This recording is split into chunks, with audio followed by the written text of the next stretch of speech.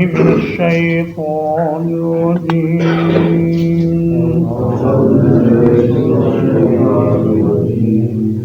قالوا ما أخلفنا موعدك بملكنا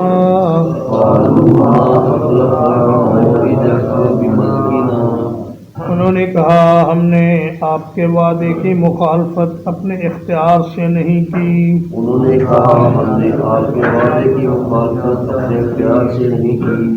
وَلَكِنَّا حُمِّلْنَا لیکن ہم پر کچھ لاد دیے گئے تھے اوزارن کچھ بوجھ من زینت القوم قوم کے زیورات سے فقذفناہا تو ہم نے انہیں پھینک دیا فَكَذَلِكَ السَّامِرِي تو اسی طرح سامری نے بھی پھینک دیے اپنے زیور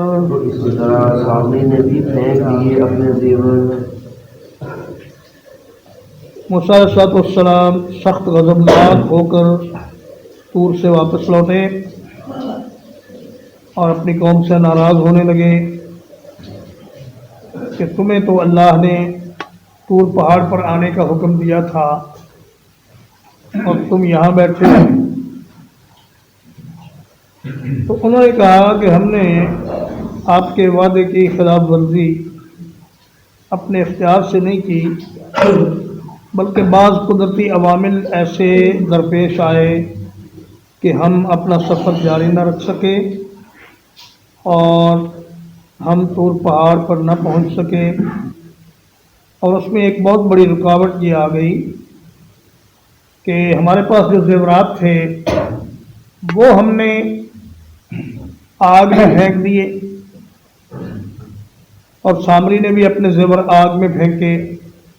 پھر ان میں جو لوہا اور تانبا، لوہے کی زنجیریں ہوتی ہیں زیور کے ساتھ اور تانبا مکس ہوتا ہے اور بعض دوسری چیزیں بھی ہوتی ہیں، تو ہم نے یہ ارادہ کیا کہ وہ ساری کی ساری چیزیں جل جائیں اور خالص سونا باقی رہے، پھر اس کو ہم محفوظ کر کے اپنے ساتھ رکھیں تاکہ جب بھی ہمیں ضرورت پڑے ہم اس سونے کو استعمال کر سکیں۔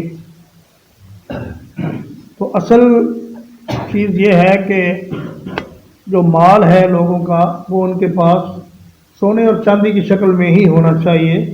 پرانے زمانے میں ایسا ہی تھا کہ سکے بنتے تھے چاندی کے اور سونے کے، لیکن چالاک یہودیوں نے سارا سونا تو اپنے قبضے میں کر لیا اور لوگوں کو اس کے بدلے میں ایک رسید جاری کر دی۔ وہ رسید بعد میں آہستہ آہستہ نوٹ کی شکل اختیار کر گئی۔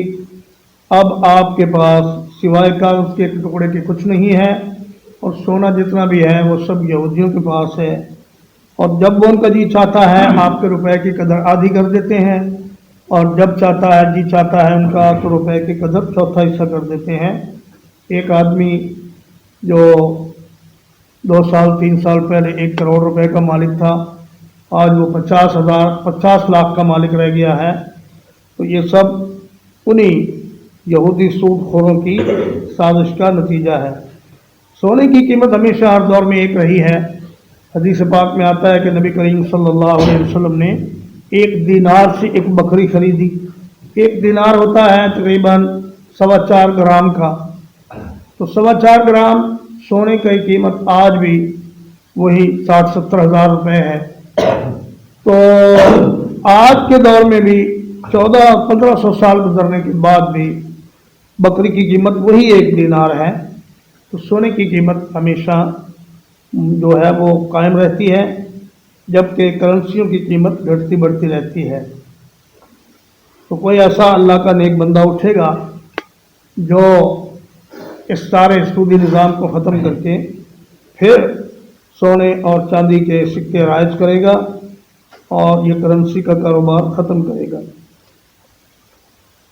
بعض مفسرین کرام نے بلکہ اکثر نے یہ لکھا ہے کہ یہ زیور بنی اسرائیل نے فرعونیوں سے مستعار لیے تھے اور کہا تھا کہ ہم نے ایک تقریب میں جانا ہے، ہمیں اپنے زیور دے دو۔ تو جب آگے چلے تو انہوں نے کہا کہ یہ تو اب مال غنیمت ہے، یہ ہمارے پاس تو رکھنا جائز نہیں، کیونکہ پہلی امتوں میں غنیمت کو استعمال کرنا جائز نہیں تھا۔ تو انہوں نے اس کو ایک گڑھے میں پھینک دیا۔ بعد میں سامری نے وہ سارا سونا نکال کر اس میں سے ایک بچڑا تیار کر لیا۔ بعض مفسرین کرام نے یہ لکھا ہے کہ فرعونی جب غرق ہو گئے اور ان کی لاشیں سمندر کے کنارے پہ آئیں تو بنی اسرائیل نے ان کے زیورات اتار لیے۔ اس زمانے میں مرد بھی عورتوں کی طرح زیور پہنتے تھے، تو لیکن قرآن مجید کا بیان یہ ظاہر کرتا ہے کہ یہ زیور بنی اسرائیل کے اپنے تھے۔ اللہ تعالیٰ فرماتا ہے من حلیہم عجلا جسد لہ خوار، کہ سامری نے بنی اسرائیل کے زیوروں سے ایک بچڑا نکالا جو جس کی آواز گائے جیسی تھی۔ یہی زیادہ ٹھیک معلوم ہوتا ہے کہ یہ زیور بنی اسرائیل کے اپنے تھے۔ فَأَخْرَجَ لَهُمْ عِجْلًا، تو وہ ان کے لیے ایک بچڑا نکال لایا، جسدن، جو محض ایک جسم تھا، لہو خوار، اس کے لیے گائے کی آواز تھی۔ فَقَالُوا هَذَا إِلَٰهُكُمْ، تو کہنے لگے کہ یہ ہے تمہارا معبود۔ وَإِلَٰهُ مُوسَىٰ فَنَسِيَا، اور موسیٰ علیہ السلام کا معبود بھی یہی ہے مگر وہ بھول گئے۔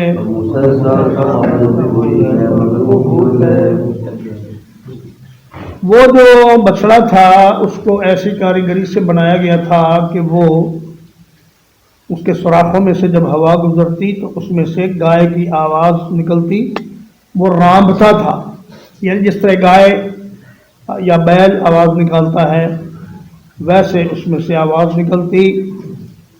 اور اللہ فرماتے ہیں جسدن، وہ صرف ایک جسم تھا جس میں جان نہیں تھی۔ بعض لوگوں نے کہا ہے کہ وہ زندہ بچڑا تھا، لیکن ایسی کوئی بات نہیں ہے، وہ بے جان بچڑا تھا اور دھات کا بنا ہوا ایک مجسمہ تھا۔ اور بعد میں موسیٰ علیہ السلام نے اس کو آگ میں ڈال دیا یا ریتیوں سے ریزہ ریزہ کر دیا۔ تو اگر وہ زندہ ہوتا تو اس کو کاٹ کر اس کا گوشت بنا کر کھاتے، لیکن اللہ نے یہ وضاحت فرما دی کہ عجلاً جسداً، وہ ایک بچڑا تھا جس کا محض ایک جسم تھا، اس میں جان نہیں تھی، لہو خوار، اس کے لیے گائے کی آواز تھی۔ تو کہنے لگے کہ یہ اصل میں تمہارا معبود ہے، اور موسیٰ علیہ السلام کا بھی یہی معبود ہے، مگر وہ بھول گئے آپ کو بتانا، اور پتہ نہیں کس معبود کی تلاش میں وہ دور میں چلے گئے ہیں۔ افلا یرون، کیا وہ نہیں دیکھتے، اللہ یرجع الیہم قولا، کہ وہ ان کی کسی بات کا جواب نہیں دیتا، ولا یملک لہم ضرا، اور نہ ان کے لیے کسی نقصان کا اختیار رکھتا ہے، ولا نفع، اور نہ فائدے کا۔ فرمایا ان بے وقوفوں کو اتنی عقل بھی نہیں آئی کہ ایک ایسا بے جان مجسمہ جو نہ بول سکتا ہے، نہ سن سکتا ہے، نہ کسی بات کا جواب دے سکتا ہے، وہ ان کا معبود کیسے ہو سکتا ہے۔ یہ دلائل وہی ہیں جو ابراہیم علیہ السلام نے اپنے باپ کو دیے کہ اے ابا، آپ ایسی چیز کی کیوں پوجا کرتے ہیں جو نہ سن سکتی ہے، نہ دیکھ سکتی ہے، نہ آپ کو کوئی نفع نقصان دے سکتی ہے، پھر بھی آپ اس کو اپنا خدا سمجھتے ہیں۔ تو فرمایا کہ یہ ان کی کم عقلی کی انتہا تھی کہ انہوں نے ایک بے جان مجسمے کو اپنا معبود بنا لیا. وَلَقَدْ قَالَ لَهُمْ هَارُونُ مِنْ قَبْلُ، اور بلا شبہ یقیناً ہارون علیہ السلام نے ان سے پہلے ہی کہہ دیا تھا، یا قومی، اے میری قوم، انما فتنتم بہ، بات صرف یہ ہے کہ تم اس کے ساتھ آزمائے گئے ہو. وَإِنَّ رَبَّكُمُ الرَّحْمَنُ، یقیناً تمہارا رب رحمان ہے. فَاتَّبِعُونِي، تو تم میرے پیچھے چلو. وَأَطِیعُوا أَمْرِی، اور میرا حکم مانو. ہارون علیہ السلام نے بڑا سمجھایا کہ اے میری قوم، کچھ خدا کا خوف کرو. ہمیں موسیٰ علیہ السلام یہ حکم دے کر گئے ہیں کہ طور پہاڑ پر پہنچو، اور تم لوگ کن کاموں میں پڑ گئے ہو، اور تم نے ایک بچڑا بنا کر اس کی پوجا شروع کر دی ہے. یہ محض اللہ کی طرف سے تمہاری آزمائش ہے. حضرت ہارون کے اس خطبے میں بہت ہی فصاحت و بلاغت اور خوبصورتی پائی جاتی ہے. سب سے پہلے تو انہیں فرمایا یا قومی، اے میری قوم، یعنی اپنی رشتہ داری کا ان کو واسطہ دیا اور اپنے تعلق کا ان کے سامنے اظہار کیا. جیسے نبی کریم صلی اللہ علیہ وسلم نے فرمایا، قُلْ لَا أَسْأَلُكُمْ عَلَيْهِ أَجْرًا إِلَّا الْمَوَدَّةَ فِي الْقُرْبَى، کہ اے میرے نبی آپ ان سے کہہ دیجئے میں تم سے کوئی بدلہ نہیں مانگتا، مگر رشتہ داری کی وجہ سے میرے ساتھ دوستی تو رکھو. اور یہی بات ہارون علیہ السلام نے کہی کہ اے میری قوم، تم اس کے ساتھ آزمائے گئے ہو، یہ کوئی تمہارا معبود نہیں ہے، یہ ایک آزمائش ہے، اس سے باہر آ جاؤ. اور تمہارا رب وہ رحم کرنے والا ہے جو اتنے بڑے گناہ کے باوجود، شرک کے باوجود تمہیں زندہ رکھے ہوئے ہے اور تمہیں رزق بھی دے رہا ہے، اور تم پر اس نے اپنا کوئی عذاب نازل نہیں کیا. فَاتَّبِعُونِی، تم میرے پیچھے پیچھے چلو اور آؤ ہم طور پہاڑ پر چلیں. وَأَطِیعُوا أَمْرِی، اور میرا حکم مانو. بعض لوگوں نے یہ کہا ہے کہ حضرت علی رضی اللہ تعالیٰ عنہ کی خلافت کے لیے یہ دلیل کافی ہے کہ رسول اللہ صلی اللہ علیہ وسلم نے فرمایا کہ یا علی انت منی بمنزلت ہارون من موسیٰ، کہ تم میرے نزدیک ایسے ہو جیسے ہارون علیہ السلام موسیٰ علیہ السلام کے لیے تھے. لیکن ہارون علیہ السلام نے تو کوئی تقیہ نہیں کیا، اور جب دیکھا کہ ایک غلط کام ہو رہا ہے تو انہوں نے برملا اس کو روکا اور اس پر اعتراض کیا اور اس کو برا بتایا. اسی طرح اگر صدیق اکبر کی خلافت غلط ہوتی تو حضرت علی رضی اللہ تعالیٰ عنہ حق بات کہنے پہ معمور تھے، آپ فوری طور پر کہہ دیتے کہ یہ خلافت ناجائز ہے اور میں اس کو نہیں مانتا. تو حضرت علی نے جب یہ نہیں کہا تو اس کا مطلب یہ ہے کہ صدیق اکبر کی خلافت صحیح ہے اور جمہور صحابہ کرام کا فیصلہ صحیح ہے. قالوا لن نبرح علیہ، کہنے لگے ہم تو ہمیشہ رہیں گے عاکفین، اس پر مجاور بن کر، حتی یرجع الینا موسیٰ، یہاں تک کہ ہماری طرف موسیٰ علیہ السلام واپس لوٹ آئیں. عکف یا کفو کا معنی ہوتا ہے عبادت کی نیت سے کسی جگہ پر ڈٹ کر بیٹھ جانا. تو کہنے لگے جی ہم تو اس کے مجاور بن کر بیٹھے رہیں گے جب تک موسیٰ علیہ السلام نہیں آئیں گے، ہم آپ کی کوئی بات نہیں مانیں گے. قال یا ہارون، موسیٰ علیہ السلام نے فرمایا اے ہارون، ما منعک किस चीज ने रोका तुमको इज़ रअयतहुम ज़ल्लू जब आपने उनको गुमराह होते हुए देखा अल्लाह तत्तबिअन कि तू मेरी ताबियादारी ना करता अफ़असैता अमरी क्या तूने मेरे हुक्म की नाफरमानी की। इबारत में कुछ तक़दीम व ताख़ीर है। ये इस तरह है कि या हारून मा मना का अल्लाह तत्तबिअनी इज़ रअयतहुम ज़ल्लू कि ए हारून जब तूने उनको गुमराह होते हुए देखा तो तुझे किस चीज़ ने रोक दिया कि तू मेरे अहकाम की पैरवी करता और इनके साथ इनके ऊपर खामोश न रहता और इनको ये काम न करने देता। क्या तूने मेरे हुक्म की खिलाफ वर्जी की। तो सैयदना मूसा अलैहिस्सलाम ने चूँकि आते ही कौम को बछड़ा पूजते हुए देखा इसलिए सबसे पहले कौम की सरसरश फरमाई और फिर उसके बाद हारून अलैहिस्सलाम की सरजनश की और उनके सर और दाढ़ी के बालों को पकड़कर अपनी तरफ खींचा और कहा कि तुमने क्या किया मेरे बाद ये कौम सारी गुमराह हो गई और तुमने कुछ भी न किया। तर्जुमा एक बार फिर क़ालू मा अख़लफ़ना मौइदक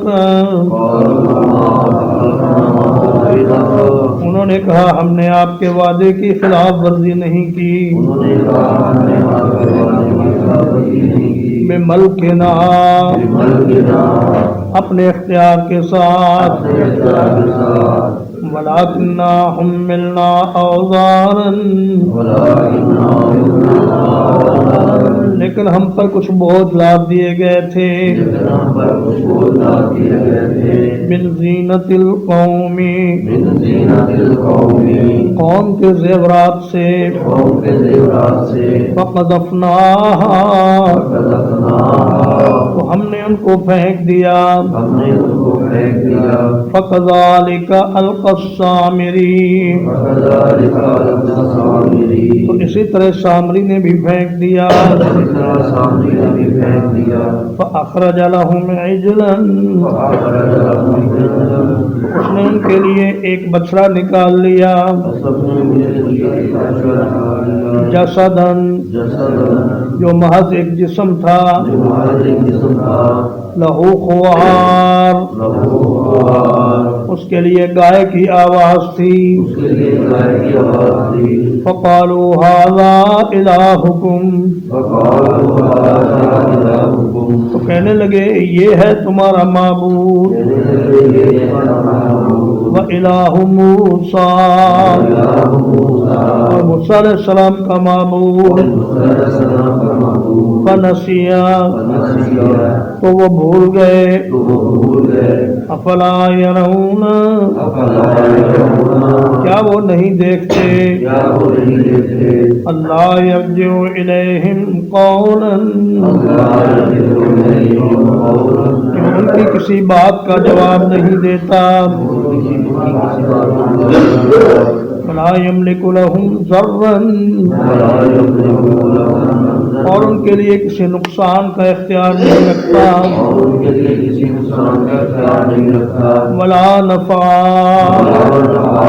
और ना फायदे का वलक़द क़ाल लहुम हारून और बिलाशुबा यकीनन हारून ने उनसे कहा था मिन क़ब्लो पहले ही या कौमी है मेरी कौम इन्नमा फुतिनतुम बे बात सिर्फ ये है कि तुम इसके साथ आजमाए गए हो इन्न रब्बकुमुर रहमान और यकीनन तुम्हारा रब रहमान है फत्तबिऊनी तो मेरे पीछे चलो व अतीऊ अमरी और मेरा हुक्म मानो قالوا لن نبرح علیہ، کہنے لگے ہم تو ہمیشہ رہیں گے علیہ عاکفین، اس پر مجاور بن کر، حتی یرجع الینا موسیٰ، یہاں تک کہ موسیٰ علیہ السلام ہمارے پاس لوٹ کر آ جائیں۔ قال یا ہارون، موسیٰ علیہ السلام نے فرمایا اے ہارون، ما منعک، کس چیز نے منع کیا تم کو، اذ رأیتہم ضلوا، جب تو نے انہیں گمراہ ہوتے ہوئے دیکھا، اللہ تتبعن، کہ تو نے میری پیروی نہ کی، افعصیت امری، کیا تو نے میرے حکم کی نافرمانی کی۔ صلی اللہ علیہ نبینا محمد وآلہ وصحبہ اجمعین۔